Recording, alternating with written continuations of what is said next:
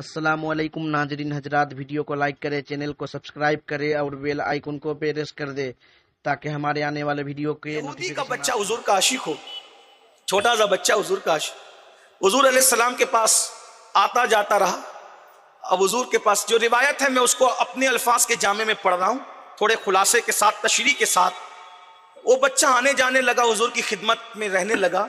अच्छा, मेरे आका के अखलाक देखो, यहूदी का बच्चा था फिर भी उसको मना नहीं किया आने जाने से, इसलिए कि हुजूर के यहाँ आने के दरवाजे थे, जाने का कोई दरवाजा वहां नहीं था। वहां तो सबकी समाई थी, दामन में इतनी वसअत थी कि सब समा जाते थे। ये और बात है कि आज हमारा सगा भाई भी हमें हजम नहीं होता, सगे भतीजे भी हजम नहीं होते, बहनों से भी हमें तकलीफ है, ये अलग बात है। यही तो रोना है कि सब चीज सीखी, इस्लाम नहीं सीखा, दीन नहीं सीखा। वो नन्ना सा बच्चा खिदमत करता हुजूर से, इश्क कर बैठा। उसके बाप को पता चला, बाप यहूदी था, किसी ने चुगली कर दी कि तेरा बेटा तो मोहम्मद के पास रूही फिदा सल्लल्लाहु अलैहि वसल्लम आता जाता रहता है। ऐसे चुपके चुपके बयान न सुना करो, जब हुजूर का नाम आए तो दुरूद पढ़ा करो, सल्लल्लाहु अलैहि वसल्लम पढ़ा करो। आका का नामे नामी आए और दुरूद न पढ़े तो आका फरमाते हैं, जो दुरूद पढ़ना भूल गया वो जन्नत का रास्ता भूल गया। फरमाया कि कोई जो मुझ पे दुरूद नहीं पढ़ता वो बखील है, बखील, और वो अल्लाह की रहमत से दूर है। तो जब भी किसी महफिल में आका का नामे नामी इसमें गिरामी आए तो दुरूद पढ़ा करो, दुरूद पढ़ना चाहिए, हुजूर का हक है। अल्लाह अकबर। तो उस यहूदी को किसी ने बताया कि तेरा बच्चा तो माज़अल्लाह मोहम्मद अरबी का आशिक हो गया, शैदा हो गया, और वो उन्हीं के साथ उनके जसाब के साथ आता जाता घूमता रहता है। यहूदी था, कट्टर दुश्मन था। उसने अपने बेटे को कह दिया, खबरदार मोहम्मद के पास न जाना सल्लल्लाहु अलैहि वसल्लम। हम हुजूर का नाम ऐसे नहीं लेते, ना ले सकते हैं, लेकिन चूंकि वो यहूदी कह रहा था तो मुझे उसको नकल करना पड़ रहा है ताकि आप समझ सकें। उसने कहा, खबरदार मोहम्मद के पास सल्लल्लाहु अलैहि वसल्लम न जाना, रोक दिया। बाप था, वो नन्ना सा बच्चा था, बच्चा रुक गया। लेकिन आपको हैरत होगी मेरे भाइयों, देखो ये इश्क है। फिर कहता हूं, इश्क का प्रोपेगेंडा बहुत किया, इश्क सीखा नहीं, इश्क किया नहीं, इश्क करने की कोशिश नहीं की। जब उस यहूदी के छोटे से बच्चे को उसके बाप ने आका के दरबार में जाने से रोक दिया तो वो बच्चा हुजूर को देखे बगैर बीमार हो गया। जब चंद दिन तक उसने आका की जियारत नहीं की तो वो बीमार हो गया, और जब बीमार हुआ तो बाप को एहसास हुआ कि मेरा बच्चा बीमार पड़ गया। उसको ख्याल भी नहीं था कि मेरा बच्चा किसी को न देखने की वजह से बीमार पड़ गया, किसी की जियारत न करने की वजह से बीमार पड़ गया। उसको ऐसा लगा बच्चा है, अदीब बड़े बड़े हकीम बुलाए और दवाएं दी, ये दिया वो दिया, लेकिन जितनी दवाएं देते जाते और जितना इलाज करते जाते उसकी बीमारी बढ़ती जाती। बच्चा रोता रहता, घुलता रहता, दिन ब दिन घुलता रहा। बाप परेशान था, जब वो माल खर्च हो रहा था, दौलत खर्च हो रही थी, लेकिन वो बच्चा अच्छा होने का नाम नहीं लेता था। लोगों ने हाथ टेक दिया। अल्लाह अकबर, ये सूरत हाल थी। अब आप अंदाजा करें, यहूदी का बच्चा अगर आशिक हो जाए तो हुजूर को देखे बगैर वो बीमार पड़ता है। सच कहना, सच कहना, सच कहना। ईमान वालों अपने दिलों पे हाथ रख करके कहना, अल्लाह अकबर। यहूदी का बच्चा बच्चा होके हुजूर की जुदाई में घुल रहा है, रो रहा है, बीमार पड़ रहा है, मर रहा है। हमें हुजूर के इश्क में कभी रोना आया है?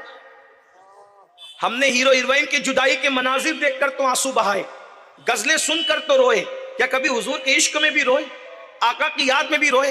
कभी हमारी कोई रात ऐसी भी गुजरी कि हम बिस्तर पे लेटे और तड़प रहे कि हुजूर आपकी वजह से हमें नींद नहीं आ रही, रोजी रोटी का सोचकर नींद उड़ी, बच्चों का सोचकर नींद उड़ी, कभी हुजूर के लिए भी नींद उड़ी? बताओ, आप बताएं। मैं आपको नहीं कह रहा हूं, पहले अपने आप को कह रहा हूं, इसलिए कि मैं इतना जानता हूं कि आप कुछ भी हैं, मुझसे बेहतर आशिक रसूल आप हैं, मैं आपके बाद हूं। मैं बहुत, मुझे तो ऐसा लगता है कि शायद जब आशिकों की फहरिस्त बनेगी तो सबसे छोटे नंबर पर अगर किसी का नाम आएगा तो शायद मेरा नाम है। वो भी लाज रख ली जाए तो रख ली जाए बस। हाँ, और मुझे तो डर लगता है कि अगर ये कहें कि हम आशिक नहीं हैं तो काफिर हो जाए, और अगर ये कहें कि हम आशिक हैं तो पता नहीं कहीं ऐसा ना हो कि झूठों में अपना शुमार ना हो जाए। अपनी क्या औकात है? इश्क बड़ी मंजिल है, अल्लाह हमें इश्क नसीब करे। हम इश्क का इनकार नहीं करते कि हम आशिक नहीं है, और ये भी नहीं कहते कि आप नहीं है, आप हो, हमसे बेहतर हो, लेकिन इश्क गया कहां? इश्क तो रुलाता है, इश्क तो बिस्तरों से उठाता है। अरे इश्क तो मदीने की आरामगाह से निकाल कर करबला के रेगजारों पे ले जाता है। इश्क तो खानदान लुटवाता है। है, इश्क तो सर कटवाता है, इश्क तो बेआबरू करता है, इश्क तो दार पे चढ़ाता है, इश्क तो भूखा रखवाता है, इश्क तो प्यासा रखवाता है। जो कौम हराम खा खा कर अपने जिस्म को बढ़ाए वो कब से आशिक होने लगी? जिसे पहले कलमा भी ना आए वो कब से आशिक होने लगी? जो औरतों के हुस्न पे अपने ईमान का सौदा करे, जिनको महीनों महीनों तक कभी अपने नबी की याद भी ना आए। आशिकों का हाल तो ये होता है कि वो महबूब के बगैर एक लम्हा नहीं जीना चाहते। वो कहते हैं कि जिस दम गाफिल उस दम काफिर। ये अहले इश्क का मसलक है। आप क्या समझते हैं? आप क्या समझते हैं? हम क्या समझते हैं? मेरे भाइयों, अंदाजा करो, अल्लाह हमें इश्क की दौलत नसीब करे। हम रस्मों में घिर गए तो वो बच्चा बीमार पड़ते पड़ते आखिर उसके सीने से गरम गरम सांसें निकल रही थी। बाप अपने इकलौते बेटे को देख रहा था और देख देख के रो रहा था, और बेटा किसी के गम में रो रहा था। ऐसे में बाप ने कहा, मेरे लाल, मेरे बेटे, पूरी जिंदगी की पूंजी खर्च कर दूंगा अगर तुझे बचा लूं तो, अगर तू बच गया तो। बेटे ने कहा, बाबा अब मैं नहीं बच सकता, बाबा अब नहीं बच सकता, मेरी जिंदगी के आखिरी लम्हात हैं और मरने वालों की आखिरी ख्वाहिशें पूरी की जाती है। बाबा अगर आप मेरी आखिरी ख्वाहिश पूरी कर सकते हैं तो पूरी कर दे बाबा। नन्हे से बच्चे ने जब ये बात की, आखिरी ख्वाहिश की, तो बाप ने बढ़कर कहा, मेरी जान, मेरे बेटे, अगर अपनी जान देकर तेरी आखिरी ख्वाहिश पूरी कर सकता हूं तो कर दूंगा। बोल तुझे क्या चाहिए, तू जो कहेगा मैं करने के लिए तैयार हूं। मेरी तो तमन्ना थी कि तुझे दूल्हा बनाता, चांद सी बहू लाता, लेकिन हाय मेरे अरमानों का खून हो गया, मैं कामयाब ना हो सका, लेकिन कम से कम दुनिया से जाते जाते तेरी आखिरी ख्वाहिश पूरी ही कर दूं। बाप आखिर बाप होता है, बाप के अपने जज्बात होते हैं। नन्हे से बच्चे ने जब बाप से कहा, बाबा आखिरी ख्वाहिश पूरी कर दें, तो बाप ने कहा, पूरी कर देंगे। कहा, वादा करो बाबा, आप पूरी करोगे। वादा करते, जान देना पड़े तो जान देंगे, लेकिन तेरी आखिरी ख्वाहिश पूरी करेंगे। तो उस वक्त नन्हे से बच्चे ने कहा, बाबा मैं मरज़ इश्क हूं, मैं मरीज इश्क हूं बाबा, मुझे इश्क का मर्ज हुआ है, ये मदीने के तबीब और हकीम मेरा इलाज नहीं कर सकते। आप एक काम करें, बहुत देर हो गई इलाज में, अगर पहले कर लिया जाता तो शायद मुझे शिफा होती, अब शिफा का वक्त भी चला गया। बस इतना है, जिसका इश्क हुआ है एक मर्तबा दुनिया से जाते जाते उसे देखना चाहता हूं, बस उसे बुला दीजिए, मैं एक झलक देख लूं और फिर हमेशा के लिए अपनी आंखों को बंद कर लूं। बाप ने हैरत से कहा, कौन है वो जिससे तुझे इश्क हो गया और तू आखिरी वक्त उसे देखना चाहता है? कहा, वो मुसलमानों के पैगंबर मोहम्मद अरबी सल्लल्लाहु अलैहि वसल्लम है, उन्हें एक बार बुला दे बाबा, आखिरी दम उन्हें देख लो बाबा।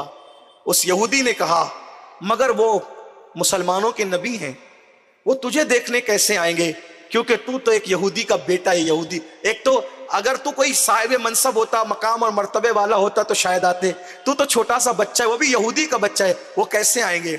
उस बच्चे ने कहा, बाबा वो ऐसे नहीं है जैसे तुम लोग जानते हो, वल्लाह अगर उन्हें पता चलेगा ना कि मैं बीमार हूं और उनका तालिब हूं, वो जरूर आएंगे बाबा, एक बार आप जाकर इत्तिला तो कर दें, वो जरूर आएंगे। उस बाप ने कहा, यकीनन ये जालिम माशरा मेरा बाइकाट कर देगा, सोशल बाइकाट करेंगे यहूदी, मुझे अपनी बिरादरी में रहने नहीं देंगे, और मैं उनके पास जाऊंगा, उनको बुला के लाऊंगा तो पता नहीं मुझे वो क्या क्या नाम से याद करेंगे, कैसे कैसे बुरे अलकाबात से याद करेंगे। लेकिन मेरे बेटे, तेरी आखिरी ख्वाहिश पूरी करने के लिए मुझे बाइकाट बर्दाश्त करना पड़े, जिल्लत बर्दाश्त करना पड़े, रुसवाई बर्दाश्त करना पड़े, मैं सब बर्दाश्त करूंगा, लेकिन मैं जरूर जाऊंगा। अल मुख्तसर ये कि यहूदी वो शख्स उठा और उठकर मस्जिद नबवी की तरफ बोझल कदमों से चलने लगा। दिलो दिमाग पर बोझ था, मैं जाऊंगा मोहम्मद अरबी के पास, लेकिन बेटे की मोहब्बत ने जाने पे मजबूर कर दिया। जैसे ही वो मेरे आका के पास गया, हुजूर अलैहिस्सलातु व तस्लीम ने उससे पूछा, कैसे आए हो? तो उसने बदिले नाखास्ता कहा, मेरा बेटा है और बीमार है और उसके सीने से गरम गरम सांसें निकल रही हैं, तो वो चाहता है कि एक बार आपकी जियारत कर ले, क्या आप आएंगे? बस इतना सुनना था। मेरे आका ने अपने असहाब से कहा, अच्छा वही बच्चा जो कुछ दिनों पहले आता जाता था और आना जाना बंद कर दिया था, उसी की बात है। जी या रसूलल्लाह, उसी की बात है। कहा चलो चलते हैं, उसको देखने के लिए चलते हैं। हाय हाय, कुर्बान जाएं, कैसे हमारे आका हैं, कैसे हमारे सरकार हैं। फिर सरकार निकले और उसके यहूदी के घर में गए, और आका की आदतें करीमा थी, जब बीमार को देखने जाते तो सीधा उसके बिस्तर पे जाके बैठा करते थे। कुर्बान, आका बिस्तर पे बैठे और पेशानी पे हाथ रख के कहा कैसे हो। है नाम में उनके इतना असर, जी उठते हैं मुर्दे भी सुनकर। वो हाल अगर खुद ही पूछे, बीमार का आलम क्या होगा। सरकार ने कहा कैसे हो। उसकी आंख में आंसू थे और वो हमक हमक कर हिचकियां ले लेकर के रो रहा था। मेरे आका से अर्ज़ की, या रसूलल्लाह, मेरा बुरा हाल है, अब मैं नहीं बचूंगा। मेरे बाप ने आपके जियारत के लिए रोक दिया था, मेरे बाप ने मुझे आपसे मिलने के लिए रोक दिया था आका, और आपके इश्क में घुल गया हूं। ऐसा लगता है अब मैं नहीं जिंदा बचूंगा आका। तो मैंने सोचा आखिरी आपकी जियारत कर लूं आका, इसीलिए मैंने आपको जहमत दी। सरकार ने फरमाया कलमा पढ़ो, कलमा पढ़ लो, इसलिए कि इश्क हो और आशिक जहन्नम में जाए।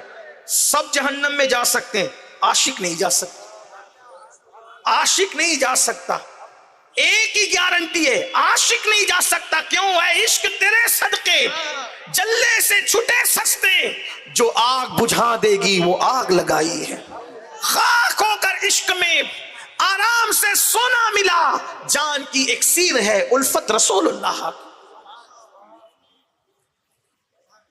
फरमाया कलमा पढ़ने। बच्चा था, छोटा बच्चा, आंख ही आंख में सामने बैठे हुए बाप से पूछा क्या करूं।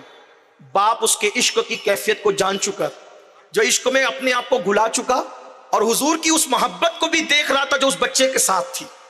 याद रखना, एक बात अच्छी तरह याद रखना, जिससे आप मोहब्बत करते हैं वो आपसे मोहब्बत करे जरूरी नहीं है। हर मोहब्बत में, बड़ी माजरत के साथ किसी को टारगेट करके नहीं कह रहा हूं, एक जनरल बात कर रहा हूं। अगर आप अपने इमाम को चाहते हैं, जरूरी नहीं कि इमाम भी आपको चाहे। आप अपने पीर को चाहते हैं, जरूरी नहीं कि आपका पीर भी आपको चाहे। आप अपने दोस्त को चाहते हैं, जरूरी नहीं कि आपका दोस्त भी आपको चाहे। हद तो यह है कि आप अपने बच्चों को चाहते हैं, जरूरी नहीं कि आपके बच्चे भी आपको चाहें। हद तो यह है कि आप अपनी बीवी को चाहते हैं, जरूरी नहीं कि बीवी भी आपको चाहे। तारीख में ऐसी बीवियां भी हमें मिलती है जिन्होंने शौहर का खून किया, कत्ल किया, छोड़ दिया, अल्लाह अकबर। लेकिन एक जात ऐसी है कि अगर तुम उनसे प्यार करोगे तो तुम अपनी हैसियत भर प्यार करते हो, वो अपनी शान के मुताबिक प्यार करते हो। उन जैसा प्यार हजारों करोड़ों माओ से ज्यादा अगर अपनी उम्मत से कोई प्यार करता है तो उस जात को मोहम्मद रसूलुल्लाह कहते। उन्होंने जितना प्यार किया कौन कर सकता है। तो जैसे उस लड़के ने कहा क्या करो, तो बाप ने कहा जो कहते कर ले। इश्क देख चुका था, इश्क जीत चुका, नफरतें हार गई, कहा जो कहते कर ले। बस हुजूर का हाथ पकड़ा और पढ़ा मोहम्मद रसूलुल्लाह, ला इलाहा इल्लल्लाह मोहम्मद रसूलुल्लाह पढ़ा और कलेमा पढ़ा। और कलेमा पढ़ना, कुर्बान, हुजूर उठकर खड़े हुए। अच्छा हम चलते हैं। अभी 2 कदम ही चले थे कि उसकी रूह परवाज हो। यानी कलेमे का पढ़ने से लेकर मरने तक, कलेमा पढ़ने से लेकर मरने तक ना कोई अजान हुई, ना कोई नमाज हुई, ना हज का मौका, ना ज़कात का मौका, ना सुभान अल्लाह, ना अलहम्द, कोई नेकी का मौका नहीं मिला। बात कितनी है, इधर कलेमा पढ़ा और चंद घड़ियों के बाद विसाल। लेकिन मौत भी कैसी, हुजूर जिसके बिस्तर से उठे हो और मौत आई हो, क्या मौत है, सुभान अल्लाह। जान तो जाते ही जाएगी, क़यामत ये है, अब यहां मरने पे ठहरा है नजारा तेरा। जैसे ही हुजूर बाहर निकले वो इंतकाल कर गया। वो यहूदी दौड़ा दौड़ा आया, मेरे बच्चे का इंतकाल हो गया। अल्लाह के रसूल अलैहिस्सलातु व तस्लीम ने सहाबा से फरमाया जाओ गुस्ल दो, कफन पहनाओ, मुझे इत्तला करो, जनाजा तैयार हो जाए।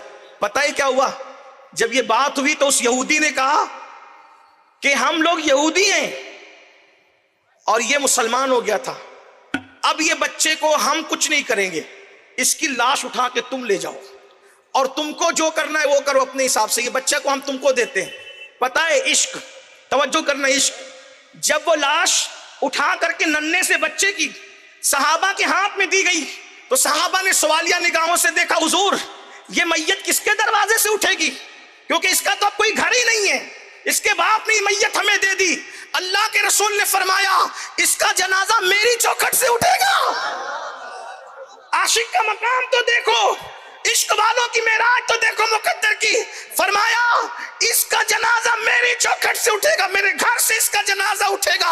और उसके बाद दुनिया ने देखा, मदीने की तारीख गवाह है, यहूदी का वो बच्चा जो कलेमा पढ़ के मुसलमान हुआ था, उसके इश्क ने उसको ये मेराज अता की कि उसका जनाजा उठ रहा था सैयदुल अंबिया की उस चौखट से, जिस चौखट के अंदर जिब्रील भी इजाजत के बगैर नहीं आया करते थे, उस गली से जिस गली का मुतलाशी अर्श आजम है, अल्लाह अकबर है बेताब, जिसके लिए अर्श आजम वो उस राह लामका की गली है। तेरे दर का दरबा है जिब्रील आजम, तेरा मदह हर रसूल वली है। और हुजूर की चौखट से जब जनाजा उठा तो लोगों ने देखा, क्या देखा कि अल्लाह के रसूल उंगलियां रखकर चल रहे, ना नमाज है ना रोजा, क्योंकि उसको मौका ही नहीं मिला।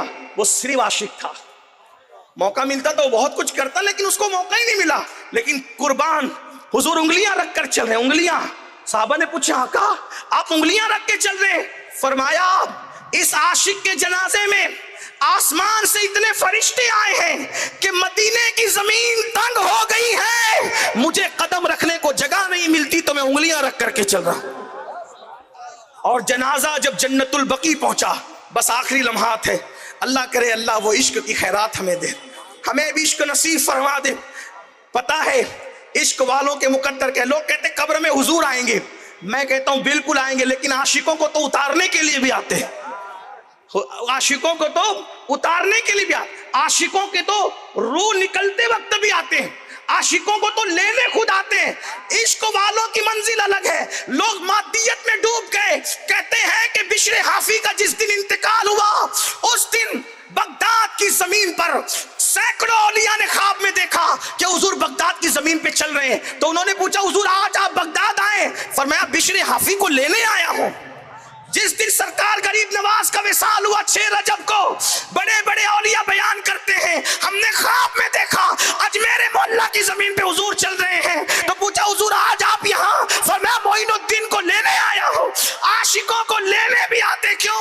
मोइनुद्दीन ऐसा आशिक है कि खुद उनकी गवाही इश्क की यूं दी गई, हाज़ा हबीबुल्लाह माता फी हुब्बिल्लाह, ये अल्लाह का हबीब है, अल्लाह की मोहब्बत में दुनिया से गए।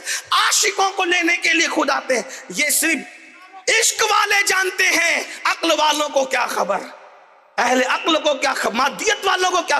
तो फरमाया जब जन्नतुल बकी में जनाजा गया, फरमाया इसकी कब्र में मैं खुद उतरूंगा।